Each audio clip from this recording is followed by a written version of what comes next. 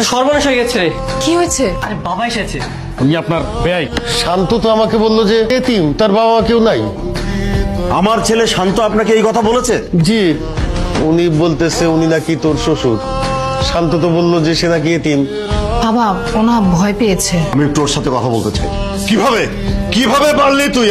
আমার ছেলে হয়ে তুই এইরকম একটা কাজ কিভাবে করলি? এইরকম একটা বাড়িতে বিয়ে করবি, এটা তো আমি কখনো ভাবতেই পারিনি। বাবা আসলে ভয় পাওয়ার কিছু না। শোন, আমি তো তোকে অনেক কিছু বলতে চেয়েছিলাম, কিন্তু এই বাড়িঘর দেখে না আমার খুব ভালো লেগেছে। আর শোন, আমি যা কিছু করব এগুলো সব দেখানো মাত্র, বুঝতে পারলি? আমি রাগ করব, পুরো বিষয়টাকে মেনেই নিতে চাইবো না। আসলে এটা কিছুই না, এটা হচ্ছে একটা অভিনয়। ছাড় ছাড় বলছি মা, আমি তোদের এটা কোনোদিনই মেনে নেবো না। আমি তোদের এই বিয়ে মানি না। ছাড় পা ছাড় বলছি, ছাড়। না, কোনো কথা শুনবো না, তোর কোনো কথা আমি শুনতে চাই না। ছাড় পা, ছাড় ছাড় পা বলছি। রাগ করবেন না, যা ঘটার তা তো ঘটেই গেছে, এটা মেনে নেওয়াই ভালো। ছেলে মেয়ের সুখের জন্য আমার মনে হয় আপনাদের কিছু ছাড় দেওয়া উচিত। না না, আমি এটা মানি না।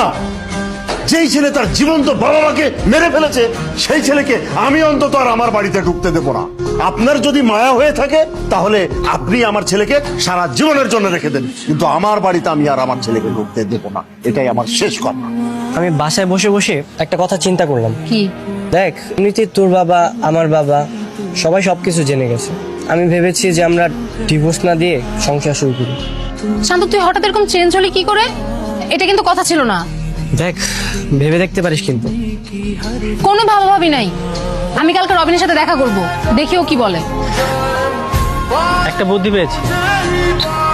স্যার আপনি কোথায়? আমার একটু সাহায্য দরকার ছিল। কাজের এক্স বয়ফ্রেন্ড আমাদের দুজনের মাঝখানে আবার ঝামেলা তৈরি করছে। তোমাদের যে কাজী অফিসে বিয়ে হয়েছে, ওই কাজী অফিসে গিয়ে তোমাদের আমি ডিভোর্স করাবো। তো এর আগে আমি বলেছিলাম না, দুইজনের মাঝখানে তোরে যাতে দ্বিতীয়বার আর না দেখি। স্যার আমি ওকে আসতে বলেছি। নিজের স্বামী থাকতে পর পুরুষের সাথে আইসা লুকায় লুকায় দেখা করো, লজ্জা করে না তোমার?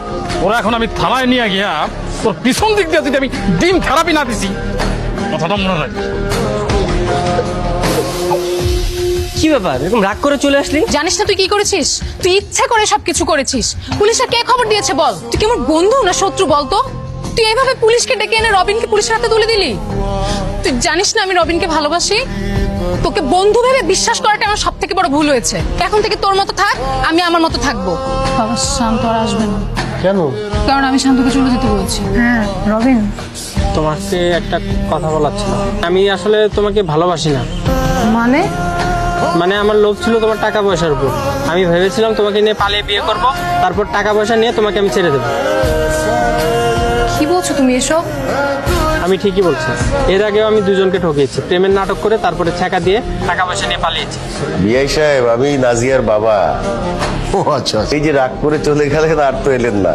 এদিকে এসে দেখছি ছেলেটাও রাগ করে চলে এসেছে। এক কাজ করেন না বিআই সাহেব, আপনি বরং চলে আসেন আমার এখানে। তোদের ব্যাপারে কথা হলো, আমরা নতুন করে সিদ্ধান্ত নিয়েছি, তোদের এই বিয়ের ব্যাপারটা আমরা আবার ধুমধাম করে করতে চাই। তুমি এসেছো? আমি তো ভেবেছিলাম তুমি আসবে না। কি হয়েছে বল, কি বলবি? তাই একদম তুই তাকারি করবে না। দেখছো না আমি তুমি করে বলছি। বাবা কি রোমান্টিক! হ্যাঁ, ঘটনা কি? ও মা, স্বামী স্ত্রী রোমান্টিক হবে না তো কে হবে শুনি? কি হয়েছে বল। অনেক ভেবেচিন্তে দেখলাম বুঝছো, তাই রবিনের চ্যাপ্টারটা ক্লোজ করে দিয়ে আসছি। ভাবলাম বাকি জীবনটা না হয় তোমার সাথে কাটিয়ে দিব। জীবন তো একটাই, তাই না? তুমি কি সিরিয়াস? তা নয় তো কি, আমি কি ফাইজলামও করছি? হ্যাঁ, করতেও পারো। তাহলে হাতটা ধরো।